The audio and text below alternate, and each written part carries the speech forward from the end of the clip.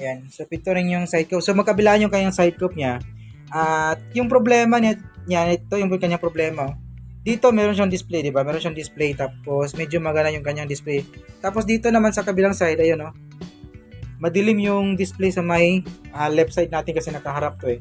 So, punta tayo sa may home natin. Ayan. Ayan. So, makikita natin yung apps dito. Dito, medyo maliwanag sa side na to, sa may right side. Medyo maliwanag siya. Maganda yung kanyang display. Dito naman, medyo madilim yung kanyang display. Tapos, meron siyang delay. So, parang pricing yung kanyang display. So, nasa YouTube tayo.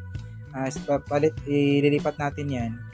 Tingnan nyo, meron siyang delay. Meron siyang freezing display. Ayan. Medyo nahuhuli yung kanyang display. Ayan o. May naiiwan. Ayan dito. Ayan o. Lata nyo ba? Ayan o. Freezing display. Dito. Tapos dito naman sa kabilang side, okay. Walang problema. Meron siyang may picture. Dito, may display. Dito mga paps, tandahanin natin gumamit po tayo ng hot air para mabilis natin mabunot ditong side cup dito banda Ayan. Bali yung settings ng hot air natin nasa lang siya 150.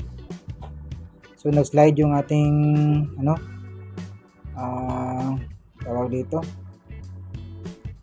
yung ating clip. So kinakamay na lang natin. So gamitan natin ito.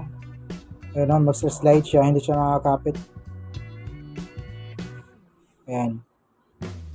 So nasa na tayo, pang-apat na, pang-limang clicks Ayan, bali binapass forward na natin to konti para mapabilis yung video natin. Pero dinadahan natin itong mga paps. Ayan So nasa panghuli na tayo kasi nag-sample na sa baba. Sample natin yan, tinanggal natin.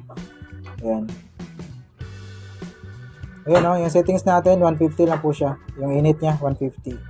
So, yun mga paps, okay na, smooth na yung unit natin. Wala na po yung display, yung freezing display niya, yung delay ng kanyang picture.